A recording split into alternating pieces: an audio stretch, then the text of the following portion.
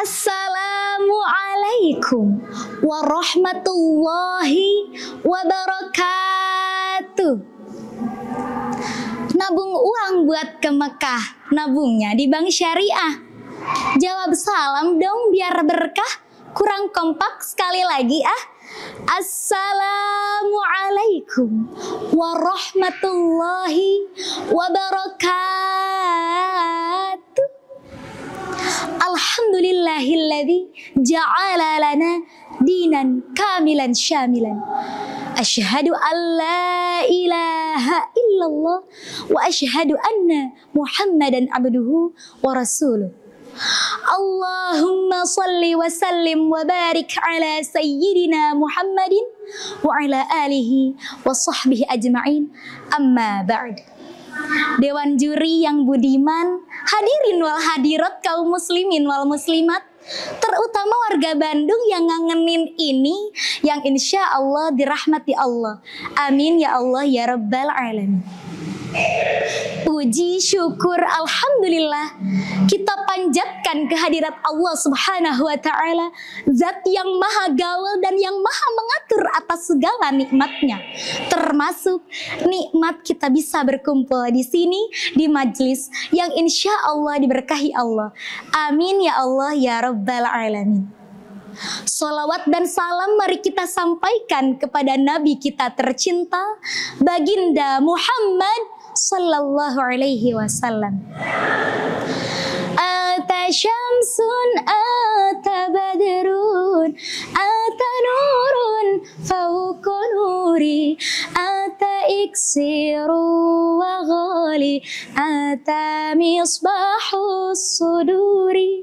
Tak lupa kepada keluarganya, para sahabatnya, dan kita selaku umatnya yang insya Allah on the track syariah. Hadirin yang mulia, ngomong-ngomong soal hidup, kita ini kan di Bandung ya, kota kreatif katanya. Apa-apa serba inovatif, tapi kadang saking inovatifnya kita lupa bahwa ada aturan main yang lebih inovatif dan timeless dari Allah Subhanahu wa Ta'ala. Ini yang sering kita sebut dengan prinsip ekonomi syariah. Nah, kalau dengar kata ekonomi syariah tuh pasti bayangannya udah ke bank syariah yang antreannya panjang. Atau kita cuma mikir, oh yang penting bukan riba. Betul, tapi ekonomi syariah lebih dari itu. Mau tahu gimana cara hidup kita berkah, hati menjadi tenang, dan dompet gak gampang panas? Mari kita bahas satu-satu. Yang pertama, kita harus menjauhi riba. Ini yang bikin pusing 7 keliling. Riba itu udah kayak virus di smartphone kita yang bikin lemot, bikin data bocor. Bahkan Allah Subhanahu wa Ta'ala sampai bilang bahwasannya orang yang memakan riba itu tidak bisa berdiri sendiri, melainkan seperti orang yang kesurupan setan. Kalian bayangin orang yang kesurupan setan di zaman sekarang itu udah ketinggalan zaman banget. Tapi kalau kesurupan riba itu lebih horor. A'udzubillahi minasyaitonirrajim. Bismillahirrahmanirrahim. Alladzina ya'kuluna ar-riba la yaqumuna illa kama yaqumu alladzi yatakhabbathu asy-syaitanu minal mas. Dzalika bi annahum qalu innamal bai'u mislu ar-riba wa ahallallahu al-bai'a wa harrama ar-riba. Dan orang-orang yang memakan atau mengambil riba itu tidak bisa berdiri sendiri, melainkan seperti orang yang kesurupan lantaran tekanan penyakit gila. Kondisi yang sedemikian itu adalah disebabkan karena mereka berpendapat atau mereka berkata bahwasannya sesungguhnya riba itu sama dengan jual beli. Padahal Allah telah menghalalkan jual beli dan mengharamkan riba. Jadi kalau kita ditawari untuk pinjaman yang mudah tapi bunganya setinggi langit, mending mikir 2 kali deh. Mending kita ngopi shop di kota Bandung sambil mikirin cara lain, ya kan? sambil mikirin cara lain, cara alternatif lain. Banyak kok alternatif di lembaga syariah, atau mungkin pinjam ke teman yang soleh, itu lebih damai, itu lebih aman. Yang kedua caranya itu adalah jujur dan adil. Nah, jujur dan adil ini menjadi kunci lancarnya rezeki kita. Prinsip ini sering dilupain orang-orang. Zaman sekarang cari orang yang jujur itu sulit banget. Kayak kita nyari jarum di tumpukan jerami. Masya Allahnya sulitnya kebangetan. Apalagi urusan bisnis. Padahal Nabi kita Muhammad Sallallahu Alaihi Wasallam bersabda, al-bayyi'ani bil khiyari malam yatafarraqo. Fa'in sodako wa bayyana burikalahuma fi bay'ihima wa in katama wa kadzaba muhikkat barakatu bai'ihima. Orang penjual dan pembeli itu memiliki hak khiyar atau pilihan selama mereka belum berpisah. Jika keduanya benar dan saling menjelaskan kondisi barang, niscaya keberkahan di dalam jual beli mereka. Dan jika mereka menyembunyikan dan berdusta, niscaya keberkahan itu dicabut dari mereka.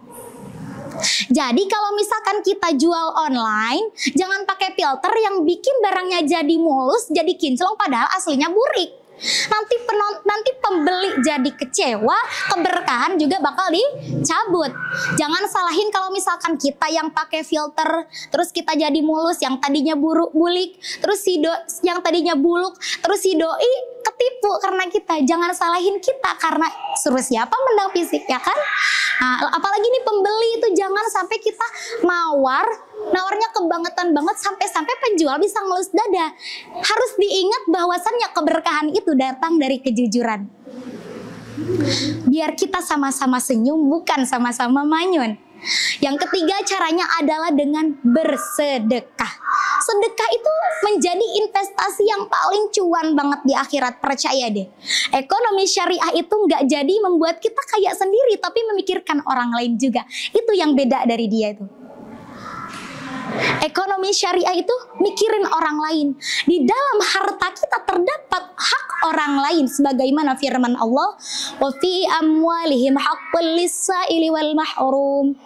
Dan pada harta-harta mereka terdapat hak orang miskin yang meminta dan orang miskin yang tidak meminta. Jadi kita jangan pelit-pelit, kita harus bersedekah. Tapi kita tuh ya kadang suka mikirnya, Masya Allah, kalau misalkan sedekah nanti uang kita berkurang atau apalah bla bla bla. Padahal sedekah itu nggak membuat kita miskin. Sedekah itu kayak pupuk. Makin banyak dipupuk, makin tanamannya subur, makin banyak juga buahnya. Sedekah itu nggak buat kita miskin sama sekali. Karena sedekah itu menjadikan kita kaya hati dan kaya harta di mata Allah Subhanahu wa Ta'ala. Jadi ayo kita sedekah sama-sama. Yang keempat caranya itu adalah investasi halal. Yang terakhir ini buat orang-orang yang hobi investasi, jangan cuma mikirin angka gede doang, jangan cuma ngejar angka gede doang. Kita juga harus memastikan halal dan produktif. Islam menganjurkan kita berinvestasi di sektor real yang jelas barangnya, jelas juga usahanya. Hadirin yang saya sayangi, menerapkan prinsip ekonomi syariah itu memang membutuhkan ilmu, membutuhkan kesabaran, dan juga membutuhkan effort. Tapi percayalah, ini bukan hanya tentang aturan agama, tapi ini tentang logika hidup yang paling masuk akal untuk mencapai keberkahan, ketenangan, dan juga kebahagiaan yang sejati. Ibaratnya kita nih ya di kota Bandung, kalau misalkan kita cari jalan tuh ya naik motor, pasti kita bakalan cari jalan yang bener, yang gak bakal ditilang dan cepet nyampe tujuan, ya kan? Nah, prinsip ekonomi syariah itu merupakan jalan yang lurus. Semoga Allah Subhanahu wa Ta'ala selalu membimbing kita untuk move on ke gaya hidup syariah. Sekian dari saya, Beli Dukuh ke Surabaya. Kayaknya segitu, udah dulu ya.